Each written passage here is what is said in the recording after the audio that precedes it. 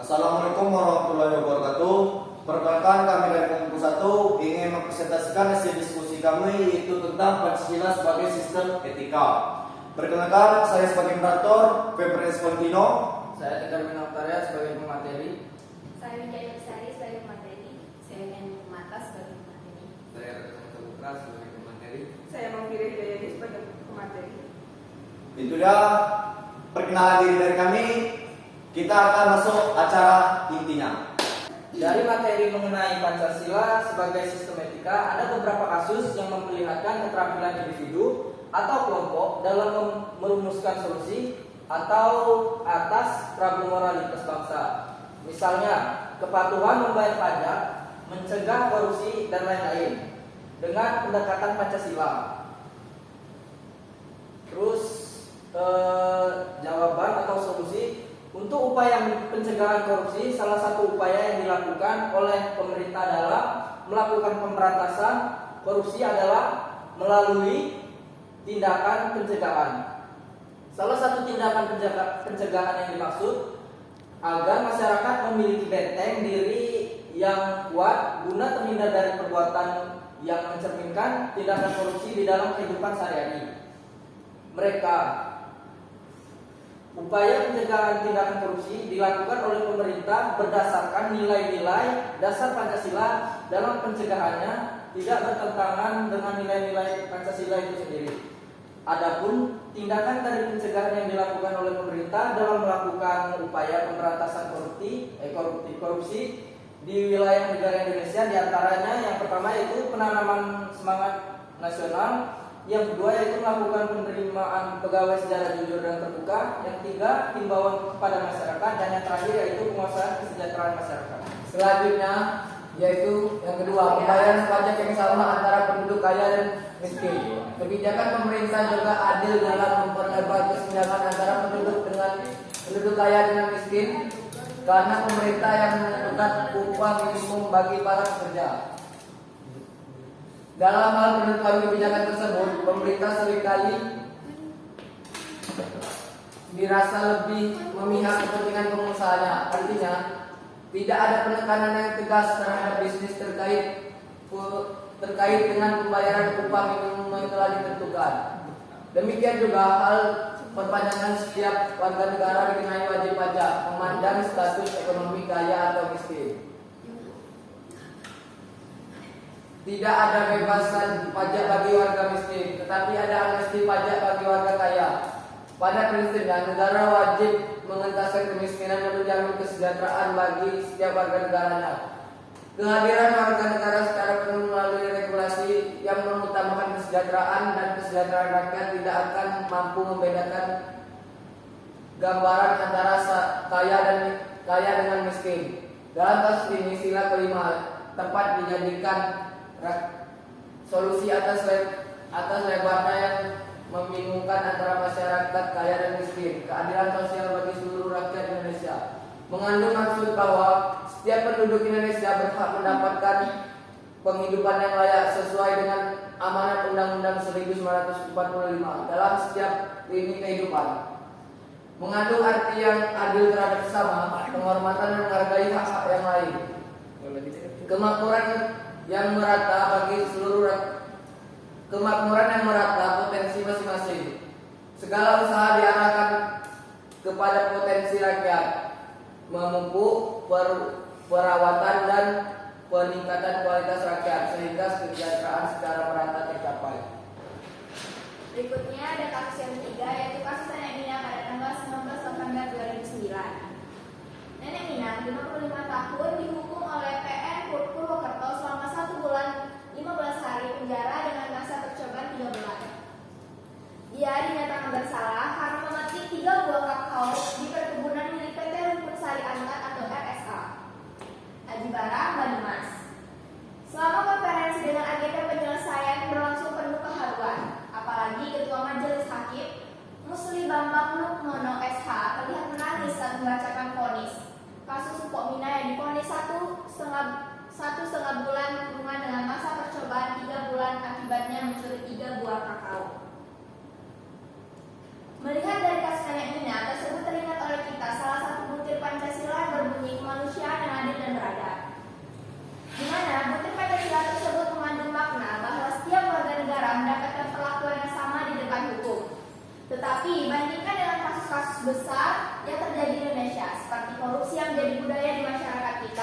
birokrasi yang korup yang menjadikan masyarakat kita terdidik secara tak langsung.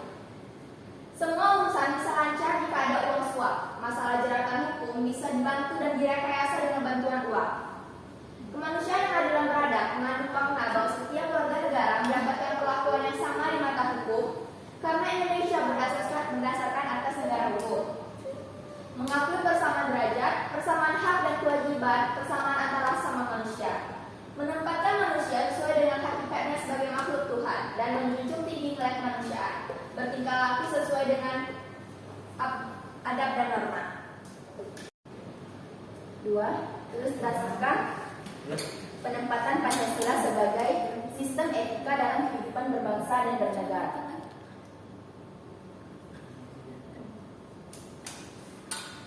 Sistem etika Pancasila. Yang pertama, etika Pancasila yang merupakan etika keutamaan yang susunannya berabatan nilai-nilai moral bangsa Indonesia, karena etika keutamaan mengutamakan moral yang terdapat pada setiap individu masyarakat.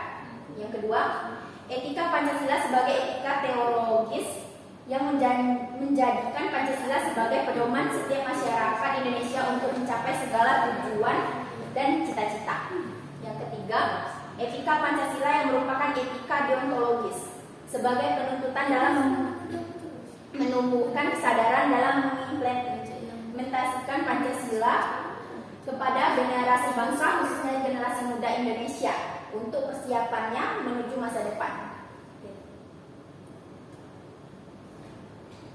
Adapun ancaman dalam dinamika Pancasila sebagai sistem etika. Yang pertama, sistem tatanan kehidupan sosial dan budaya masyarakat yang mulai berubah. Yang kedua, wibawa kepemerintahan yang luntur sebagai pemimpin dalam bangsa. Yang ketiga, ekonomi liberal dan kapitalisme yang membuat masyarakat terkecoh. Yang keempat, ketidakadilan dalam menegakkan hukum. Dan yang kelima, perkembangan iptek yang tidak digunakan dengan baik. Adapun konsep dalam berpancasila sebagai sistem etika. Yang pertama, faktor internal. Lemah dalam menghayati dan mengamalkan ajaran-ajaran agama. Kurang berkembangnya wawasan kebinekaan, tokoh pemimpin atau pemerintah yang kurang dalam memberikan teladan, keterbatasan dalam pengetahuan tentang pengaruh budaya luar, pengaruh narkoba dan sebagainya. Yang kedua, faktor eksternal, globalisasi, pengaruh kekuatan negara-negara kuat dalam mempengaruhi negara lain.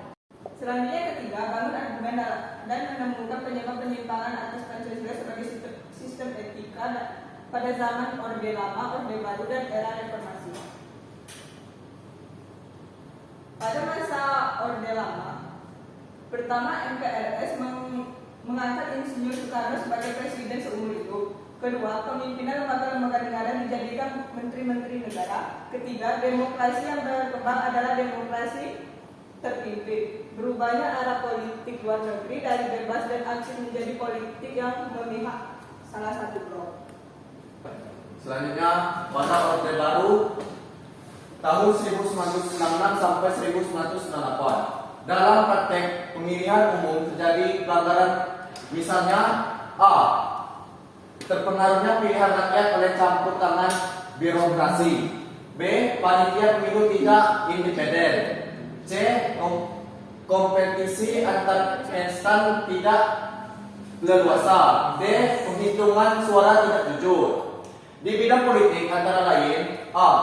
Ditetapkannya calon resmi partai politik dan golkar dari keluarga presiden atau yang terlibat dengan bisnis keluarga presiden, dan calon anggota DPR atau MPR yang menololitas terhadap presiden, sama dengan lahirnya budaya paternalistis atau kebapakan dan feodal gaya baru. B. Tidak berfungsinya kontrol dan lembaga kenegaraan politik dan sosial karena didominasi kekuasaan presiden eksekutif yang tertutup sehingga memicu budaya korupsi, kolusi dan nepotisme. C. Golkar secara terbuka melakukan kegiatan sampai ke desa-desa, sedangkan parpol hanya sampai kabupaten. Dan selanjutnya di bidang hukum antara lain, A. Belum memadainya perundang-perundangan untuk batasan kekuasaan presiden dan adanya banyak penafsiran terhadap pasal-pasal Undang-Undang tahun 1945. B. Tidak tidaknya supremasi hukum karena penegakan hukum tidak konsisten, adanya mafia peradilan dan banyaknya praktek korupsi, kolusi dan nepotisme. Hal ini tidak menjamin rasa adil, pengayoman dan kepastian hukum bagi masyarakat. Yang terakhir, ada penyimpanan sekurang-kurangnya 79 korupsi tahun 1993 sampai tahun 1998 yang dijadikan alat kekuasaan sehingga menyelewengkan terlindungi secara legal dan berlangsung lama. Dan hasilnya kajian hukum masyarakat Transparansi Indonesia